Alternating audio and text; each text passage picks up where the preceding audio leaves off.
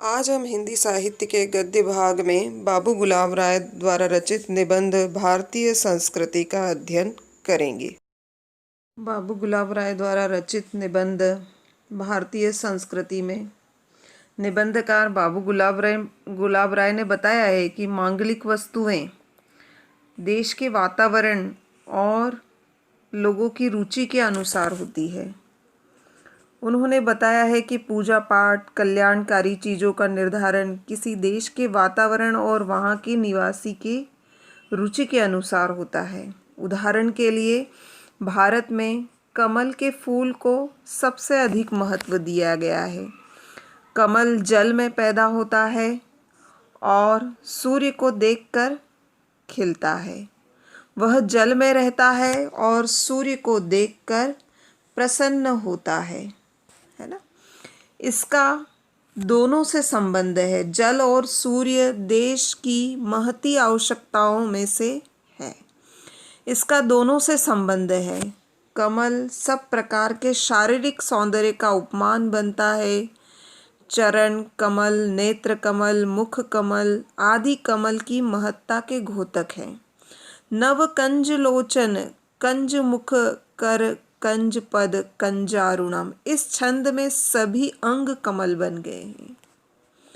लेखक ने यहाँ पर बताया है कि भारत में कमल के फूल को सबसे अधिक महत्व दिया जाता है। कमल जल में पैदा होता है और सूर्य को देखकर खिलता है। उसका दोनों से संबंध है, जल और सूर्य। जल और सूर्य दोनों ही हमारे देश की विशेष आवश्यकता होती है। कविताओं में कमल शारीरिक सौंदर्य का सर्वाधिक प्रिय उपमान है। चरण, मुख, नेत्र सभी अंगों का उपमान कमल ही है। तुलसीदास जी ने राम के सौंदर्य का चित्रण करते समय लिखा है कि नव कंज लोचन, कंज मुख, कंज पद, कंजारुणम, अर्थात राम के नेत्र, मुख, हाथ और पैर कमल के समान हैं। इससे कमल का महत्व सिद्ध होता है। आम्र, कदली, दुर्वादल, नारियल, श्रीफल। आम के फल, कदली यानी केला, दुर्वादल यानी दुर्वा घास, नारियल, श्रीफल, नारियल को क्या माना गया? श्रीफल माना गया है। आदि को मांगल्य कार्यों में प्रमुख स्थान दिया गया है। फूल के अलावा आम, केला, दुर्वा घास, श्रीफल, नारियल आदि को मांगलिक कार्यों में सबसे ज़्यादा महत्व दिया गया है। आम यहाँ का विशेष मेवा है और आम का जो फल है वह विशेष है। इसमें रस भरा रहता है। इसका बौर बसंत का अग्रदूत है। इसके जो फूल होते हैं वह बसंत के आगमन का सूचक होता है। हमारे यहाँ अश्वत्थ यानी पीपल के वृक्ष को भी विशेष महत्ता दी गई है। ऐसा कहा जाता है कि पीपल के वृक्ष में सभी देवताओं का निवास होता है। ऐसा हमारी संस्कृति में कहा गया है। श्रीमद् भागवत गीता में भगवान की विभूतियों अश्वत्थ को ही माना गया है। यानी यहाँ तक कि श्रीमद् भागवत गीता में भी कहा गया है कि पीपल में सभी देवताओं का निवास होता है।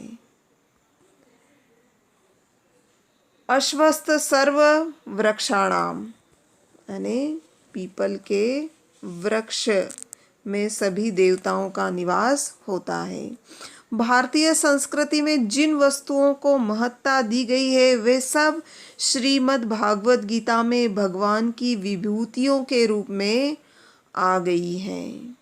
यानी हमारी भारतीय संस्कृति में जिन जिन वस्तुओं को महत्व दिया गया है भागवत गीता में उन्हें विशेष रूप से उनका उल्लेख किया गया है। भागवत गीता में उन वस्तुओं को महत्व दिया गया है। भगवान बुद्ध को भी अश्वत्थ वृक्ष के नीचे बुद्धत्व प्राप्त हुआ था। भगवान बुद्ध को भी पीपल के वृक्ष के नीचे ही ज्ञान प्राप्त हुआ था। स्थावर वस्तुओं में हिमालय को, सरिताओं में गंगा को, पक्षियों में गरुड़ को और ऋतुओं में बसंत को ऋतु को महत्ता दी गई है। यानी यदि स्थल वाली वस्तुओं में देखो तो हिमालय पर्वत को, नदियों में यदि देखा जाए तो पवित्र गंगा नदी को, पक्षियों में गरुड़ पक्षी को और ऋतुओं में बसंत ऋतु को हमारी संस्कृति में सबसे ज़्यादा महत्व दिया गया है। स्त्रीलिंग चीज़ों में कीर्ति, वाणी, स्मृति, बुद्धि, घृति यानी धैर्य को महत्व दिया गया है। यह हमारी जातीय मनोवृत्ति का परिचायक है, यह हमारी मन स्थिति का सूचक है। यह तो रहे संस्कृति के बाह्य अंग। संस्कृति के आंतरिक अंगों पर विशेष बल भारत में दिया गया है। धर्म ग्रंथों में अच्छे मनुष्यों के जो लक्षण बताए गए हैं, मनुस्मृति में जो घृति यानी धैर्य, क्षमा, दया, अस्तेय, अस्तेय यानी चोरी न करना, शौच, इंद्रिय निग्रह यानी अपनी इंद्रियों को संतुलित करना, विद्या, सत्य, अक्रोध धर्म के लक्षण बताए गए हैं। वे सब भारतीयों की मानसिक और आध्यात्मिक संस्कृति के अंग हैं। श्रीमद् भागवत गीता में देवी संपदा वालों के लक्षण दिए गए हैं, जिनमें अभय को सबसे पहला स्थान दिया गया है। अभय यानी जिसे भय न हो। स्थित प्रज्ञ के लक्षण, सात्विक चीज़ों के लक्षण आदि सब भारतीय संस्कृति के अनुकूल सभ्य और शिष्ट पुरुष के लक्षण हैं। इसीलिए सभी महाकाव्य ऐसे लक्षणों से भरे पड़े हैं। रघुवंश में रघुकुल के राजाओं को जो गुण बताए गए हैं, वे न केवल भारत के सांस्कृतिक आदर्शों के परिचायक हैं, बल्कि उनसे अतीत का भव्य चित्र हमारे सम्मुख आ जाता है। भगवान राम या रघुकुल वंश के बारे में राजाओं के जो गुण बताए हैं, वह सब हमारी भारतीय संस्कृति के परिचायक हैं या परिचय देने वाले हैं। दूसरों को दान देने के लिए जो संपन्न बनते हैं, उनका धन दानाय था। सत्य के लिए ही मितभाषी बने हुए थे, यानी मिथ्याभिमान के कारण वे बातचीत नहीं करते थे। जो यश के लिए विजय प्राप्त करते थे, यानी धन या राज्य छीनने के लिए नहीं, यश के लिए, यश को सबसे अधिक यहाँ महत्व दिया गया है। हमारे पूर्वज यश के लिए संपदा और वैभव त्यागने को सदैव तत्पर रहते थे। अर्जुन से भी श्री कृष्ण ने अंतिम अपील यही की थी, यशो लभस्व, यानी संतान के लिए, काम उपभोग के लिए, वरन पितृ ऋण चुकाने और समाज अच्छे नागरिक देने के अर्थ जो गृहस्थ बनते थे, बाल्यावस्था में जो विद्या अध्ययन करते थे, यौवन में विषय भोग करने वाले, वृद्धावस्था में मुनि व्रत को धारण करने वाले, योग द्वारा शरीर को त्यागने वाले, ऐसे रघुवंशियों के कुल का मैं वर्णन करता हूँ। यद्यपि मेरी वाणी का वैभव इतना अधिक नहीं है, यानी मेरी वाणी में इतनी क्षमता नहीं है कि मैं रघुकुल के वंश के बारे में विस्तृत बता पाऊँ। इससे पता चलता है कि प्राचीन भारत में त्याग, सत्य, यश, आश्रम विभाग और सामाजिक कल्याण की ओर अधिक ध्यान दिया जाता था। संक्षेप में भारतीय संस्कृति के मुख्य अंग इस प्रकार बतलाए जा सकते हैं। आध्यात्मिकता, इसमें भारतीय संस्कृति के अंगों में सबसे पहला अंग है आध्यात्मिकता। इसके अंतर्गत नश्वर शरीर का तिरस्कार, परलोक, सत्य, अहिंसा तथा आध्यात्मिक मूल्यों को अधिक महत्व देना, आवागमन की भावना, ईश्वरीय न्याय में विश्वास आदि बातें। यानी भारतीय संस्कृति के अंगों में आध्यात्मिकता मुख्य है। इसमें शरीर को नाशवान बनाकर उसको अधिक महत्व नहीं दिया जाता है। परलोक, सत्य, अहिंसा, तप आदि आध्यात्मिक बातों को महत्व दिया जाता है। हमारे यहाँ की संस्कृति तपोवन की संस्कृति रही है, यानी तपस्वी, तपो को महत्व ज़्यादा दिया गया है, जिसमें विस्तार ही विस्तार है। प्रथम साम्रव तव तपोवने, प्रथम प्रभात तव गमने। यानी हमारे यहाँ क्या हुआ कि तप को महत्व दिया जाता है। ईश्वर के जन्म मृत्यु अटल है। भारत की संस्कृति में तपोवन की मान्यता है। तपोवन की संस्कृति में विस्तार का भाव है। इसमें आत्मा का संकुचित रूप स्वीकार नहीं है। विस्तार के वातावरण में आत्मा का संकुचित रूप नहीं रह सकता था। इसी के अनुकूल आत्मा का सर्वव्यापक विस्तार माना गया है। इसीलिए हमारे सर्वभूत हित पर अधिक महत्व दिया गया है। हमारे यहाँ पर, हमारी भारतीय संस्कृति में समस्त जीव जंतुओं की भलाई पर जोर दिया गया है, उनके हित पर जोर दिया गया है। यानी आत्मवत सर्वभूतेषु पश्यति स पश्यति, यानी जो सभी प्राणियों में अपने समान आत्मा के दर्शन करता है, उसी को पंडित अर्थात विद्वान माना जाता है। कीरी और कुंजर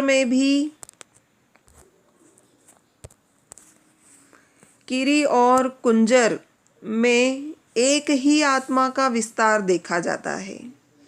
कीरी यानी कीट और कुंजर यानी हाथी। चाहे विशाल हो या छोटा सा कीट हो, उसमें आत्मा का विस्तार देखा जाता है। उसमें आत्मा है, इस बात का ध्यान रखा जाता है। इसी से गांधी जी की सर्वोदय की भावना को बल मिला। हमारे यहाँ के मनीषी सर्वे भवन्तु सुखिनः सर्वे सन्तु निरामया का पाठ पढ़ते थे। यानी हमारे यहाँ भारतीय विद्वान सभी के सुखी और निरोग होने की कामना रखते थे।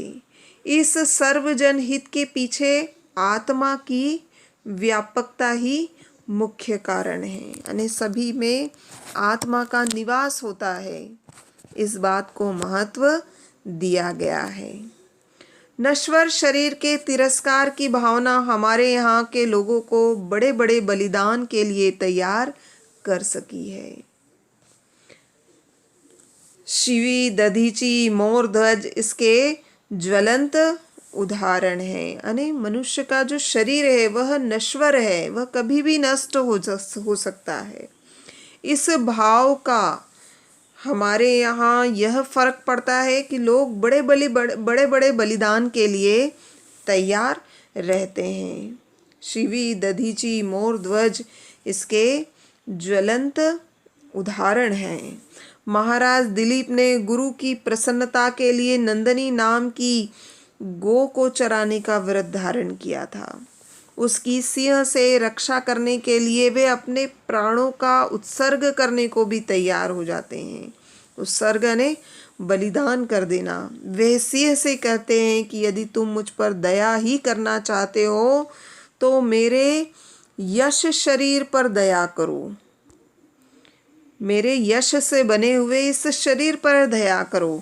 पंचभूतों से बने हुए नाशवान शरीर के पिंडों पर मुझ जैसे लोगों की आस्था नहीं है। 5 तत्वों से बने हुए इस नश्वर शरीर पर मुझ जैसे लोगों की कोई आस्था नहीं है। हमारे यहाँ मार्ग साधना का मार्ग रहा है। तप, त्याग और संयम को महत्ता दी गई है। क्या बौद्ध, क्या जैन, क्या वैष्णव सभी इन गुणों की सराहना करते हैं। हमारे यहाँ की आध्यात्मिकता मन और बुद्धि से परे जाती है। यह आत्मा का साक्षात अनुभव करना चाहती है। यही भारतीय और पाश्चात्य दर्शनों का अंतर है। हमारे दर्शन का अर्थ आत्मा का दर्शन ही है। पाश्चात्य देशों में वह बुद्धि विलास के रूप में रहा है। समन्वय बुद्धि, आत्मा की एकता के आधार पर हमारे यहाँ अनेकता में एकता देखी गई है। दूसरा जो संस्कृति, भारतीय संस्कृति का जो तत्व है वह है समन्वय बुद्धि। हमारे यहाँ पर आत्मा की जो एकता है वह समन्वय भाव में देखी गई है। इसी से मिलती जुलती समन्वय भावना हमारे विचारकों ने सभी वस्तुओं के सत्य दर्शन किए हैं। उनका धर्म अविरोधी धर्म रहा है। इसलिए हमारे यहाँ धर्म परिवर्तन को विशेष महत्व नहीं दिया गया है। फिर भी संस्कृतियों का आदान प्रदान हुआ है। हमारे यहाँ संस्कृतियों का आदान प्रदान अवश्य हुआ है, लेकिन धर्म परिवर्तन को विशेष महत्व नहीं दिया गया है। तुलसीदास जी जैसे महात्मा ने, जो भारतीय संस्कृति के प्रतिनिधि कहे जा सकते हैं, समन्वय बुद्धि से ही काम लिया था। उन्होंने अपनी रचनाओं में अपनी समन्वय बुद्धि का परिचय दिया। उन्होंने शिव यानी भगवान शिव, वैष्णव यानी भगवान विष्णु को मानने वाले, ज्ञान और भक्ति का अद्वैत और विशिष्टाद्वैत का समन्वय किया, है ना। आधुनिक कवियों में प्रसाद जी ने अपनी कामायनी में ज्ञान, इच्छा और क्रिया का समन्वय किया है। मानव कल्याण में ज्ञान, इच्छा, क्रिया का पार्थक्य ही बाधक होता है। ज्ञान दूर किया भिन्न है, इच्छा पूरी क्यों हो मन की, एक दूसरे से न मिल सके यही विडंबना है जीवन की। यह बात किन्होंने कही है? जयशंकर प्रसाद ने। तीसरा है वर्णाश्रम विभाग। हमारी संस्कृति में कार्य विभाजन को बड़ा महत्व दिया गया है। समाज 4 वर्गों में बांटा गया है और मानव जीवन को भी। जिस प्रकार की समाज को 4 भागों में बांटा गया है, उसी प्रकार मानव जीवन को भी बांटा गया है। सामाजिक विभाजन बढ़ते बढ़ते संकुचित और अपरिवर्तनीय बन गया। समाज में जो विभाजन हुआ है वह हमारी संकुचित मानसिकता के कारण क्या हो गया? परिवर्तनशील हो गया। उसमें कई तरह के परिवर्तन आ गए। अपरिवर्तनीय बनने में भी इतनी हानि न थी यदि सबका महत्व, सिद्धांत और व्यवहार दोनों में एक सा मान लिया होता है। कुछ लोगों ने श्रेष्ठता का अधिकार कर लिया। पंडित समदर्शनी की बात भूल गए। हमारे सभी प्रचारकों, सुधारकों ने इसके विरुद्ध आवाज़ उठाई और उस सब में जोरदार आवाज़ रही भगवान गौतम बुद्ध, संत कबीर और महात्मा गांधी की। पुरुष सूक्त ने चारों वर्णों को एक ही शरीर का अंग माना। ब्राह्मणों से मुखामासित बाहुराजन्य कृतः। अने लेखक ने यहाँ बताया है कि वर्णाश्रम की जो व्यवस्था है वह हमारी भारतीय संस्कृति की सबसे बड़ी विशेषता रही है। कार्य विभाजन को हमारी संस्कृति में महत्वपूर्ण स्थान दिया गया है।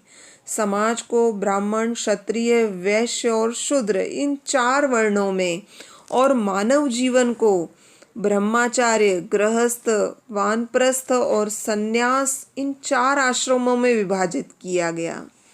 समाज को भली भांति चलाने के लिए ये सारी व्यवस्था थी, लेकिन इसका स्वरूप कैसा हो गया? संकुचित हो गया। तो उसमें जो बदलाव की भावना थी वह नष्ट हो गई। इसमें क्या हुआ? कुछ लोगों ने स्वयं को श्रेष्ठ और ऊंचा और दूसरों को नीचा मान लिया। वे भूल गए कि पंडित समदर्शी होता है। जो विद्वान होता है उसके लिए सभी समान होता है, लेकिन ऐसा नहीं हुआ। परिणाम स्वरूप क्या हुआ? हमारे यहाँ ऊंच नीच की भावना पनपी और हमारी एकता कमजोर हुई।